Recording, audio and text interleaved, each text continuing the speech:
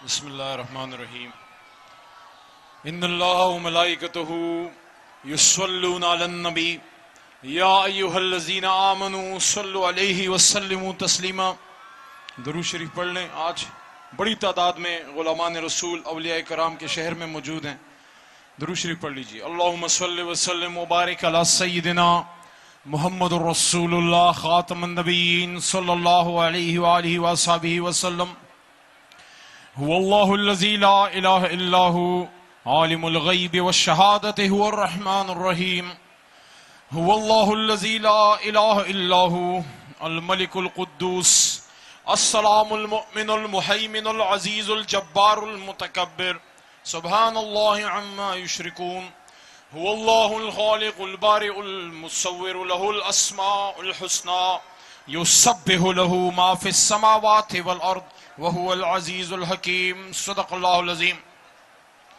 میرے ملتان کے پاکستانیوں، نوجوانوں، بزرگوں، خواتین، میری بہنوں اور ماں، آپ کو علی محمد سلام بھی پیش کرتا ہے اور اس کے ساتھ ساتھ آپ کے جذبے کو بھی سلام پیش کرتا ہے۔ مجھے پوری تاریخ ملتان کی یاد ہے، اور ملتان پاکستان کا، اگر لاہور پاکستان کا دل ہے تو ملتان پاکستان کا وہ علاقہ ہے جو بالکل پاکستان کے وسط میں موجود ہے۔ اگر ملتان ترقی کرے گا تو پاکستان ترقی کرے گا۔ اور جو عمران خان صاحب پاکستان کو غلامی سے آزاد کرنے آئے ہیں، میں آپ کو یہ بات کرنا چاہتا ہوں کہ ہم نہ امریکی غلامی تسلیم کریں گے، میں ملتان کی وکالت کرتے ہوئے یہ بات کرنا چاہتا ہوں، نہ ہم امریکی غلامی تسلیم کریں گے اور نہ اپنے ملک کے اندر کسی اور کی غلامی تسلیم کریں گے۔ ملتان، اب وقت آ گیا ہے کہ ملتان اپنے فیصلے ملتان میں کرے۔ وقت آ گیا ہے کہ اب ملتان ایک علیحدہ صوبہ بنے، ہر طرح سے بنے، اور جو لفاظی کرے، جو ڈرامے کرے، ملتان اس کو سیاست کے اکھاڑے سے اٹھا کے باہر پھینک دے۔ 70 سال ہو گئے ہیں، 70 سال ہو گئے ہیں پاکستان کو بنے ہوئے، پاکستان کو آزادی لیے ہوئے 70-75 سال ہو گئے ملتان کے باسیوں۔ میں آپ کے سامنے یہ سوال رکھنا چاہتا ہوں کہ آج سے 75 سال پہلے جب ہمارے بزرگ پاکستان کو آزاد کر رہے تھے، کیا انہوں نے خواب میں بھی سوچا تھا کہ ایسے لوگ آئیں گے جو آزادی کے 75 سال بعد پاکستان کی آزادی کو اقتدار کے چند دنوں کے لیے گروے رکھ دیں گے؟ ایسے لوگوں کا سیاست میں کیا کریا کرم نہیں کرنا چاہیے؟ ایسے لوگوں کا سیاست میں کیا خاتمہ نہیں کرنا چاہیے جو اقتدار کی خاطر کعبے کی بجائے واشنگٹن میں سجدے کرتے ہیں؟ آپ کی کیا رائے ہے؟ غلامی یا آزادی؟ غلامی یا آزادی؟ ذرا زور سے بولو، ذرا زور سے بولو۔ چھین کے لیں گے، چھین کے لیں گے۔ میرے بھائی اور دوستو، عمران خان جب وزیر اعظم بنے، ان کے سامنے 2 راستے تھے، یا تو اپنے اقتدار کو دوام پہنچانے کے لیے چند زمینی خداؤں کے سامنے سجدہ کرتے، ان کے اقتدار کو دوام مل جاتا، اور یا وہ فیصلہ کرتے جو فیصلہ عمران خان صاحب نے کیا، اور جو فیصلہ آپ کے دلوں کے قریب ہے کہ مسلمان غلامی کبھی قبول نہیں کرتا۔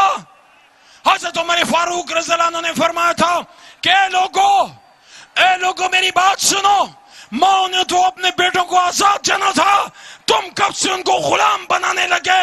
تو ملتان کے باسیوں، آپ مجھے بتائیں، جو عمران خان صاحب نے ایبسولوٹلی ناٹ کہا تھا، کیا بنی گالا بچانے کے لیے کہا تھا؟ جو امریکہ میں جا کے حرمت رسول صلی اللہ علیہ وسلم پہ سٹینڈ لیا تھا، تو کیوں لیا تھا؟ کیونکہ غلام رسول ہے۔ میرے بھائی اور دوستو، اب وقت آ گیا ہے کہ پاکستان یہ فیصلہ کر لیں کہ کیا ہم نے 75 سال بعد وہ آزادی جو قائد اعظم کے نیچے ہم نے لاکھوں قربانیاں دے کے حاصل کی تھی، اور جو روز ہمارے بارڈرز پہ جوان شہید ہوتے ہیں، اور جو ہماری پولیس سینے پہ گولی کھاتی ہے، اور جو خودکش بمبار ہمارے بچوں اور بزرگوں اور علماء کے چیتھڑے اڑاتے ہیں، اس خون کا سودا کرنا ہے یا اس خون سے وفا کرنی ہے؟ سودا کرنا ہے یا وفا کرنی ہے؟ اگر وفا کرنی ہے تو پھر غلامی نامنظور۔ قبول ہے یہ بات؟ اس بات پہ عمران خان کے ساتھ کھڑے ہو؟ عمران خان کا ساتھ دو گے؟ دل سے دو گے؟ دل و جان سے دو گے؟ تو پھر چند نعروں کا میرے ساتھ آواز سے آواز ملا کے ملتان کی آواز فضا میں گونجنی چاہیے، اور اتنی زور سے گونجنی چاہیے کہ شہباز شریف صاحب، آپ وہ شخص جو اس صوبے کا 2-3 بار وزیر اعلیٰ، آپ کا بیٹا بھی رہا، یہ آپ کی چوتھی حکومت ہے مسلم لیگ نون کی، ملتانیوں آپ مجھے بتاؤ کیا دیا ملتان کو؟ ایک پکی سڑک تک نہ دے سکا، ایک انٹرنیشنل سٹینڈ کا اسپتال نہ دے سکا۔ یونیورسٹیاں کدھر ہیں؟ اسپتال کدھر ہیں؟ انسٹیٹیوٹس کدھر ہیں؟ ترقی کدھر ہے؟ کیا ملتان پاکستان کا حصہ نہیں؟ تو آواز سے آواز ملا کے پاکستان کا مطلب کیا؟ ذرا زور سے، پاکستان کا مطلب کیا؟ نعرہ تکبیر، نعرہ تکبیر۔ بہت شکریہ۔ پاکستان زندہ باد، ملتان اور پاکستان تحریک انصاف، عمران خان زندہ باد۔